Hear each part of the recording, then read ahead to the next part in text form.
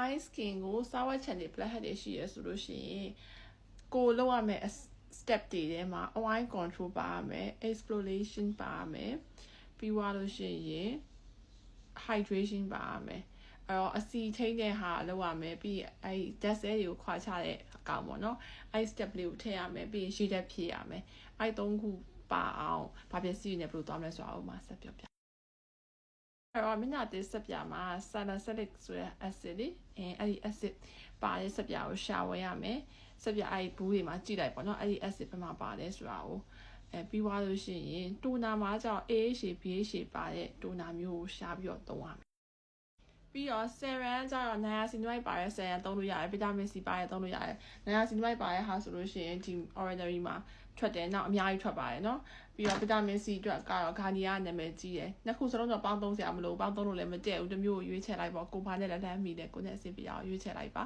serum ပြီးသွားလို့ရှိရင် moisturizer မှာဆိုလို့ရှိရင် gel type hydrating ဖြစ်တဲ့ gel type ကိုသုံးရမယ် oil control ဖြစ်တာကိုသုံးရမယ်ဆိုတော့ Neutrogena ထုတ်တယ်လေ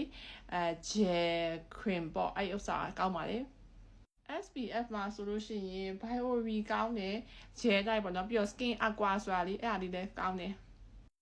ဒီလိုမျိုးလေ BioRe မှာဆိုလို့ရှိရင် gel နဲ့ထွက်တာရှိတယ် essence နဲ့ထွက်တာရှိတယ်အဲ့လိုမျိုးညဝတင်လိုက်လို့ရှိရင်ပျော်ပြီးအေးသွားတဲ့ဟာမျိုးလေးတွေအဲ့မျိုးတွေကရွေးပါပြီးတော့ skin aqua မှာလည်းအဲ့လိုမျိုးလေးတွေရှိတယ် cream ကြီးတွေဖြူဖြူပွေးပွေးကြီးဖြစ်တာတွေတုံး app တွေအဲ့လိုမျိုး SPF တွေမသုံးပါနဲ့เนาะအဲ့ဆိုလို့ရှိရင်အဲ့ဒီ routine လေးအတိုင်းသွားရင်အဆင်ပြေပါတယ်ပြီးတော့ညဘက်ပေါ့နော်ညဘက်ကြာလို့ရှိရင် double cleansing လုပ်မယ် micellar water မှာရေကြီးပဲဥစ္စာမျိုးကိုသုံးမယ်နော် wine control လို့စပါတယ်ရေကြီးပဲထည့်ထားတဲ့ဟာမျိုးကိုသုံးမယ်အစီဦးလေးတွေပါတဲ့ wine base ကိုမသုံးပါဘူးနော်အဲ wine base သုံးရင်တော့ဒုက္ခများသွားလိမ့်မယ်ပြီးွားရင်မြတ်တဲ့စက်ပြာကိုမနေ့ကသုံးခဲ့တဲ့မြတ်တဲ့စက်ပြာကိုပဲပြန်သုံးမယ်မြတ်တဲ့စက်ပြာပြီးွားရင်ဒီလိုမျိုးပေါ့နော် exfoliation လားဒီဟာမျိုးတွေပြီးတော့ peel off mask တွေခွာချတဲ့ဟာမျိုးပါတယ်လေဆဲတွေကိုခွာချတဲ့ဟာမျိုးပါတယ်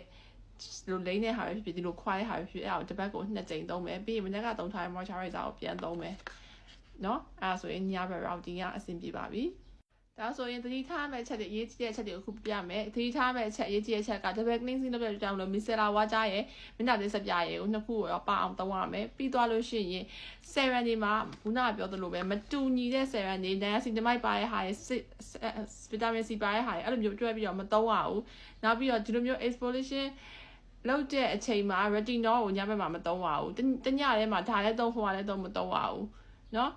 ကိုကတတိထားပါကိုသုံးတဲ့ဟာတွေအများကြီးကောင်းတာမဟုတ်ဘူးတစ်ခုနဲ့တစ်ခုမတည့်ဘူးဖြစ်သွားလိမ့်မယ်အဲ့ဒါကိုတတိထားရမယ်အရေးကြီးတဲ့ချက်က sun cream မပါဘဲလုံးဝအပြင်ကိုထွက်လို့မရပါဘူးအဲ့ဒါဆိုတော့မှထူးမှာမဟုတ်ဘူးနောက်ဆုံးအကြံပေးရမယ်ဆိုရင် niacinamide ရဲ့ပြီးသွားလို့ရှိရင် oil free ဖြစ်တဲ့ moisturizer ဒီလိုမျိုး gel type moisturizer ရဲ့ဒါလို့ပြောရမှာမဟုတ်နော်ပြီးသွားလို့ရှိရင် retinol ပေါ့ retinol ကဒီထဲမှာလည်း retinol ထွက်တယ်6000ကျော်လောက်ရှိရယ် Kylie ကထွက်တဲ့ဟာတော့4သိန်းကျော်ပဲဆိုတာဒီ ordinary တွေကပဲ try မှာ